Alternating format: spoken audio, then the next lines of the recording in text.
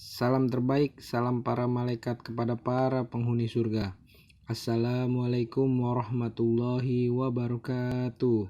Sebelum mulai videonya, jangan lupa di subscribe, di like, dan di share ke teman-teman kalian ya. Rasulullah Shallallahu Alaihi Wasallam bersabda, barang siapa yang menunjukkan kebaikan, maka dia akan mendapatkan pahala seperti pahala orang yang mengerjakannya. Itu mah wajib diginiin.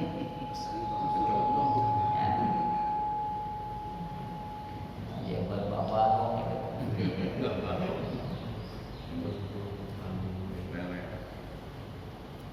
Fayakfi ghuslu dhahiriha faqat, cukup memadai membasuh luar jenggotnya saja. Karnalba, begini aja sudah cukup. Wasunnatu takhlili batiniha, sunnahnya sih menyelat-nyelati dalam jenggotnya yang lebar tadi, disangson dulu. Bahasa Indonesianya apa itu? Slip. Sok terlalu. Kalau sangson itu dari bawah didorong.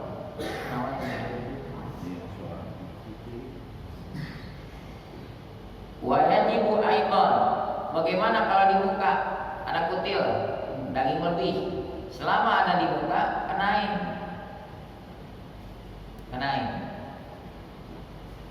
Wa yajibu aidan ghuslu sil'atin nabidati fil wajhi, wajib pula membasuh ya tai lalat kutil yang tumbuh di muka. Ada orang tai lalatnya kan udah ada di muka.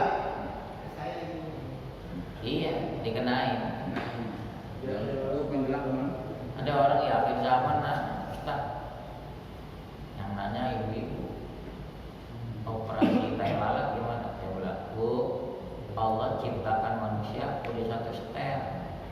Barangkali itu ada sisi kelebihan kecantikan yang Allah kasih di sini. Ya. Ini perempuan kurang tai lalat dioperasi rambut. Lebih ngerti dia, lebih ngerti yang bikin. Nah, lebih ngerti yang bikin.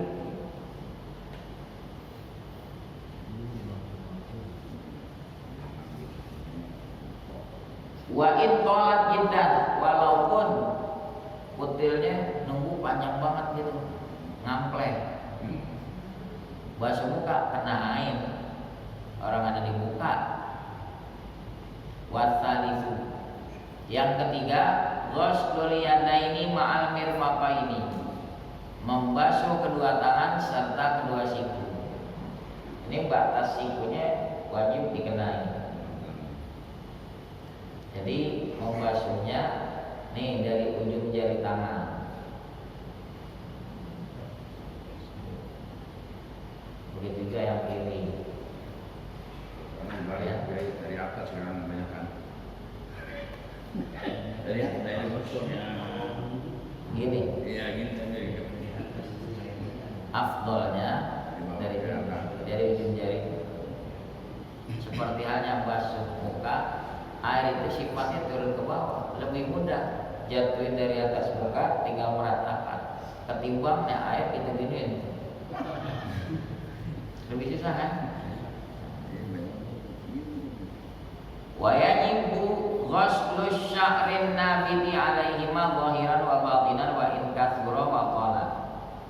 Wajib juga membasuh bulu yang tumbuh di atas kedua tangan, luar dalam, walaupun lebat dan panjang. Kalau orang-orang Timur Tengah bulu tangan lebat, jadi saat itu wajib dikenai. Bulunya masih ada di tangan. Wa ghuslu sil'atihima, basuh juga kalau ada kutil di situ di tangan, apakah tangan kanan tangan kiri, selama ada daging lebih kenain juga. Seumpama jari tangannya ada lebih 6, jangan pakai bilang jari 5 nah ada lebihnya, kenain juga. Kecuali kalau dia nggak nempel di operasi, lain masalah. Warabi, yang keempat, mashu juz'in min jildir ra'si, mengusap. Kalimatnya bukan ghuslu. Kalau ghuslu membasuh, ini mengusap, ya,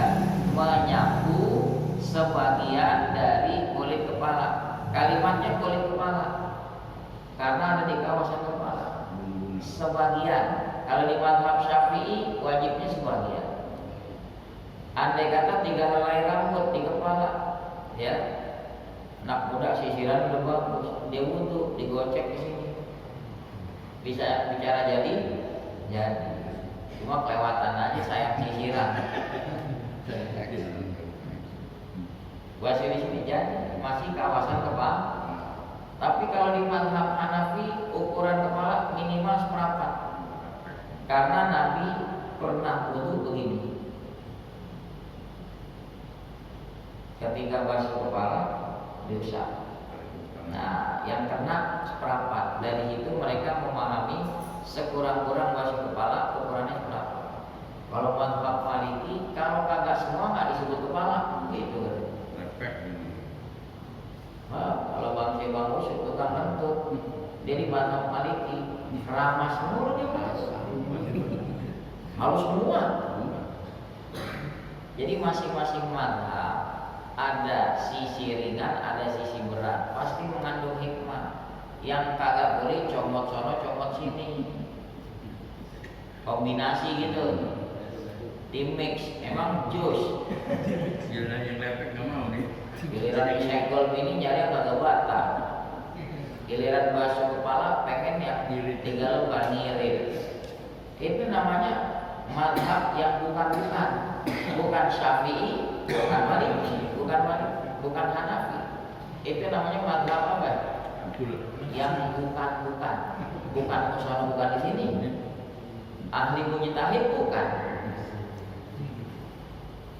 Jangan aduk-aduk. Taklid sama salah satu dari imam mazhab boleh. Tapi kalau mazhab yang dia jalankan aja dia tidak selami, bagaimana mau lompat ke mazhab lain?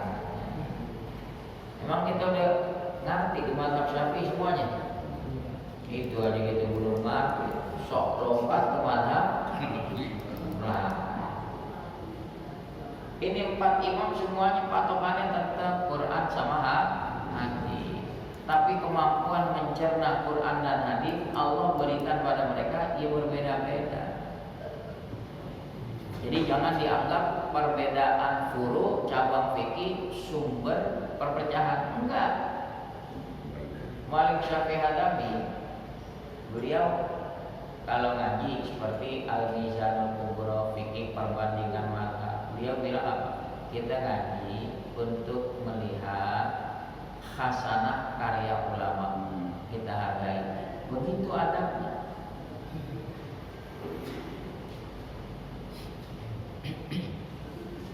Ada kasih contoh aja apa?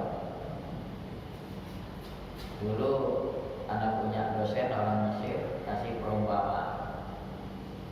Seorang dosen mengajar di kelas. Di antara mahasiswa ada yang ngobrol.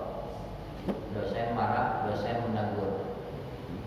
Fulan, kamu keluar. Kalimatnya kan sama. Kamu keluar. Setelah bel, terjadi silang pendapat antar mahasiswa. Wah, ente parah. Dosen marah. Ente dikeluarin dari kampus.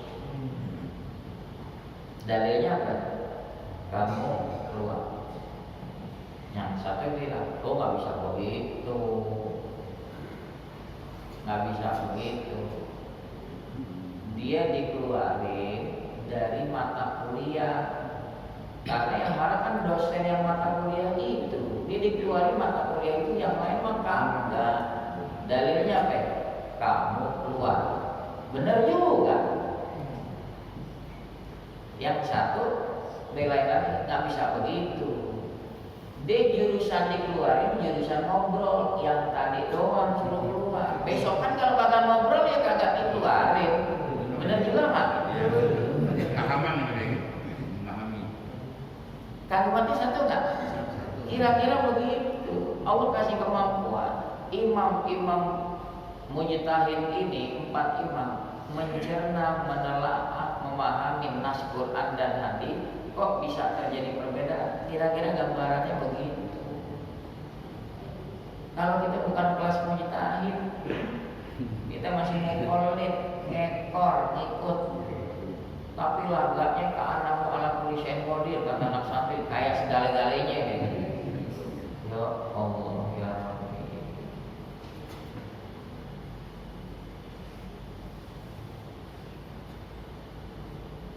Udah kagak diusahakan ya udah, toh nggak jadi dosa, tapi jangan mencibir pada orang yang yasinan nisfu Sya'ban.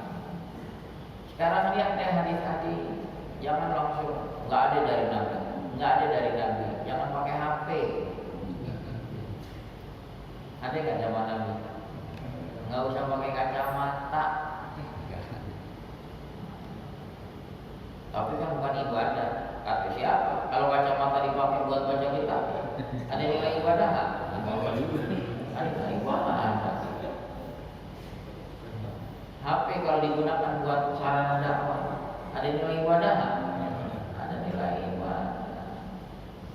Udah, lebih baik mencari titik temu yang sama. Semua mengerti malam nisfu adalah malam mustajab. Udah selesai. Anda keberatan baca Yasin silahkan. Anda mau lakukan apa substansinya, itu malam yang mustajab. Anda mau zikir silahkan. Anda mau sholawat silahkan. Mau baca Quran silahkan. Mau qiyamul lail silahkan. Ya. Kali Anda keberatan baca Yasin kebanyakan itu 3 kali, baca Qul jadi. Benar nggak? Baca ayat kursi jadi.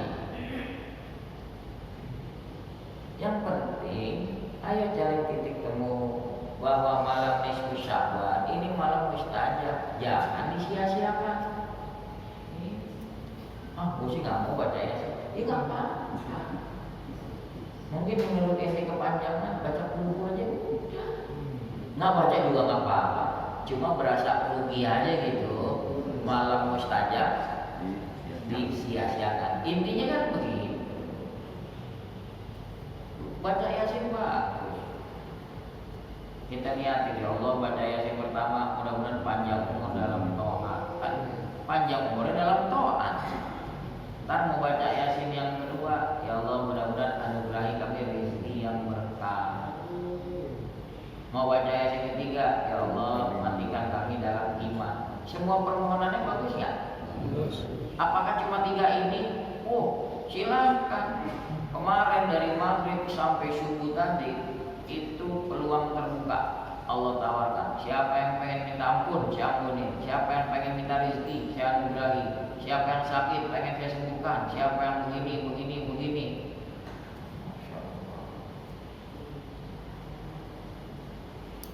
Menjelang nisfu yang di-share yang begitu. Nggak ada tuh nisfu Sya'ban. Jangan terlalu gegabah juga ngomong nggak ada nisfu Sya'ban. Lah kalau namanya 15 Sya'ban, arti nisfu apa? Separuh. Itu separuh nggak? Yang nggak adanya apa? Itu nyata ada. Kalau kagak ada mana ada lengkap. Tanggal 14 langsung 16. Nggak ada nisfu Sya'ban. Carilah suasana sekarang tuh titik persamaan, memaklumi titik perbedaan, kita saling menghargai. Kalau saya gampang aja deh, doyan sayur asam makan, doyan sayur lodeh makan, isinya sama. Ada jagung nggak? Ada oyong, pepaya, melinjo, ada kacang. Beda di mana? Santan. Kalau dia perutnya kuat, dia makan sayur lodeh, kagak moncong. Kalau perutnya kagak kuat, makan sayur asem. Yang penting yang doyan sayur asem, jangan mencemooh yang doyan sayur lodeh. Yang doyan sayur lodeh, jangan mencemooh yang doyan sayur asem. Yang satu subuh kunut, yang satu kagak. Itu kan sayur lodeh sayur asem. Yang pakai kunut, serlodeh, ada santannya. Ane nggak doyan serlodeh, saya asam. Ya udah, jangan dipaksa. Kenapa? Moncol kan dia. Bahannya sama nggak? Ya begitu perumpamaannya. Jadi kalau furu, cabang-cabang furu jangan diperuncing. Kasihan ini umat dibelah-belah terus. Politik belah baku, dibelah-belah. Karena orang di luar Islam sana memang berharap supaya Islam tercabik-cabik ini. Ayo memulai dari yang titik kesamaan, jangan mulai dari titik perbedaan.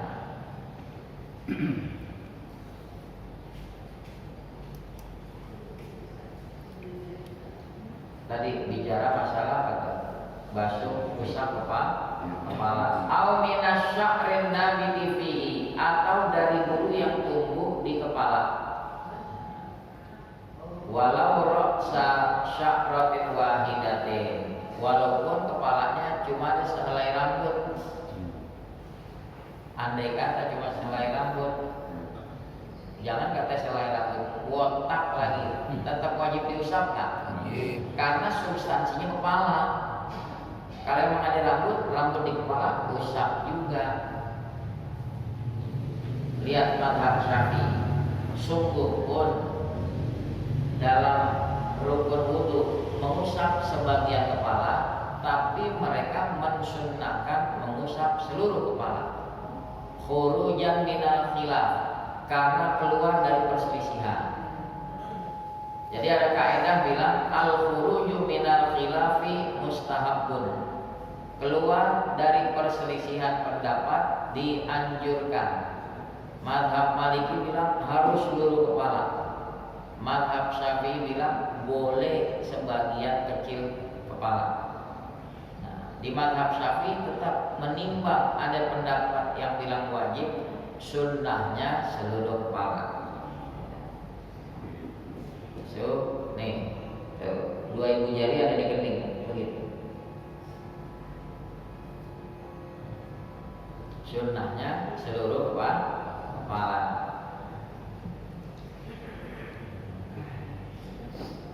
Bisyarti, dengan syarat Allah yang sah bahwa dia tidak mengusap ala tawilil khariji an hadir raksi, di atas rambut yang panjang keluar dari batas kepala.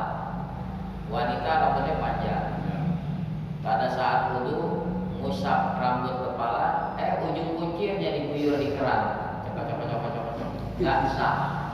Itu rambut, tapi sudah di luar kawasan kepala. Yang disuruh rambut yang masih di dalam batas kawasan kepala. Wal khamisu, yang kelima, ghuslur rijlaini ma'al ka'baini min kulli rijlin, membasuh kedua kaki serta kedua mata kaki dari tiap-tiap kaki. Itu mata kaki kanan dan kiri. Tumitnya juga.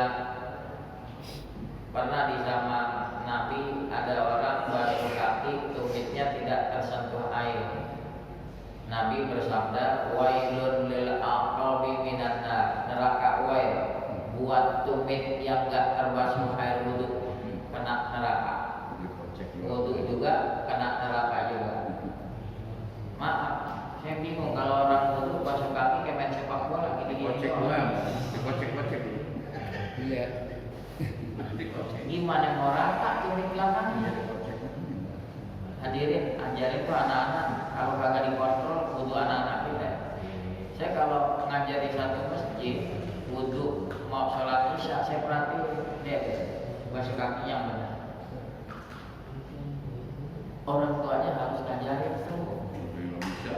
Kalau dulu masih ada banyak madrasah, dalam minggu ada satu kali praktek sholat, praktek wudu rame-rame, praktek sholat rame-rame. Begitu.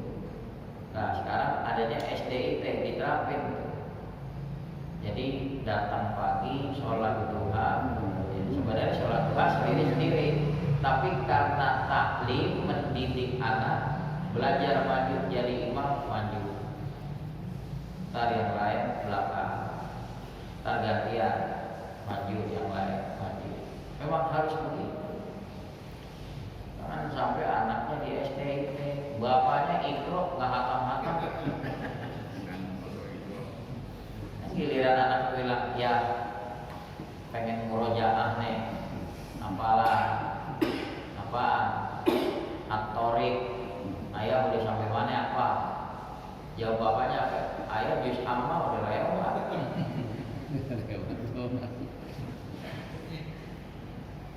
Kasihan anaknya dibangga-banggain di STIP, bapaknya mau kagak mau harus ada tantangan. Saya harus cari nih di mana ada tempat belajar Quran. Nah anak jus amma udah hafal, bapaknya ikro belum enggak. Kamu tikro mana ya? Udah tikro.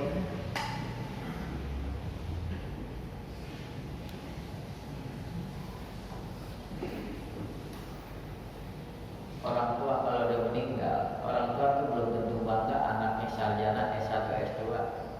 Tapi orang tua bangga, orang tua sakit, anak bisa doain. Pinter banget anak bisa baca doa, atau anak bisa baca Quran. Orang tuanya kagak ada bisa baca Yasin. Kira-kira kira enggak? Ya Allah, belum tentu. S1, S2, baca Quran belepetan.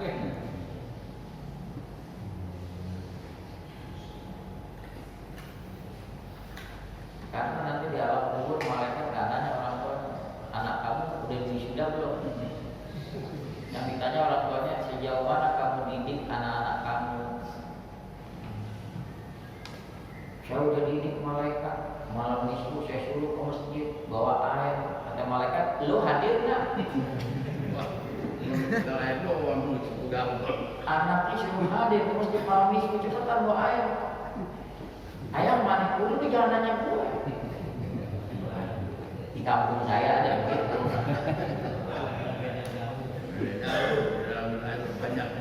Enak banget. Doa pakai request pesen. Ikut dong duduk baca Yasin.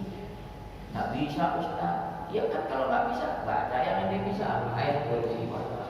Nggak bisa baca dulu. Nggak bisa juga udah baca Bismillah.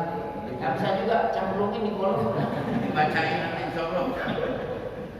Bismillah pakai bisa juga innalillahi. Kan bacain.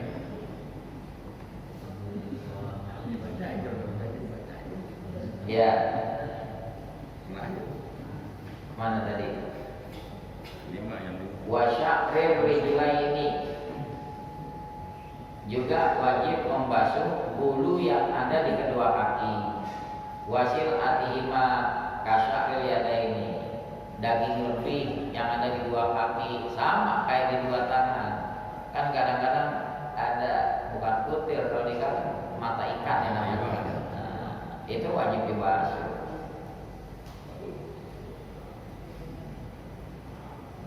Sekarang bagian pakai cincin. Wa yajibu tahrikul khatamid dayyiqi, wajib menggerak-gerakkan cincin yang sempit. Kalau dia tidak menanggalkan cincin saat wudu, lihat cincinnya longgar atau sempit. Kalau longgar, ukuran longgar, kalau dia enggak goyang-goyangin, air sudah masuk ke bawah cincin, terbasuh itu kulit. Tapi kalau sempit, saat basuh tangan, cincin masih ada di sini, wajib diputar-putar supaya rata. Nah, kalau mau lebih aman diapain dulu? Cabut dulu, tapi kantongin jangan taruh orangnya rengotan lagi. Namanya jamrut lagi. Jamrut alhamdulillah. Wa tahlilu asabi'il yadaini wal rijlaini, wajib menyelat-nyelati jari jemari kedua tangan dan kedua kaki. Ukuran wajib inkan nama ulayasidu ilaihi illa bidalik. Kalau memang air nggak sampai ke situ kecuali dengan diselat-selati. Contoh kaki. Kalau orang kantoran sama orang bukan kantoran yang nggak biasa pakai sepatu beda. Kalau model gitu bukan orang kantoran, kakinya jember begini. Itu enak, wudhu tuh air udah nyampe tanpa diselat-selati, maka buat selatinya sunnah. Tapi kalau orang yang kakinya terbiasa pakai sepatu kan rapat, begitu dia wudhu kakinya masih begini, tuh air nggak nyampe tuh, kalau nggak diselat-selatin nggak nyampe. Tadi saya contohin gimana basuh kaki cuma kayak main sepak bola begini. Ini kaki begini nih, pakai kelingking. Tangan kiri, kaki kanan dulu, tuh dari bawah namanya disamsong tuh. Baru nanti ratakan. Nanti kaki kirinya pakai jempol tangan kiri, pakai kelingking tangan kiri, begitu. Caranya begitu.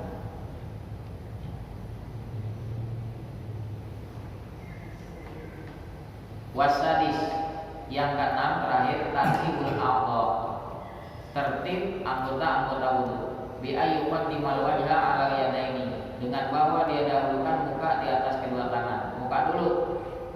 Wal yadaini ala ra'si, dia dahulukan kedua tangan atas kepala. Tangan dulu baru kepala. War ra'sa ala rijlaini, dia basuh kepala atas kedua kaki. Wa yajibu wallahu a'lam.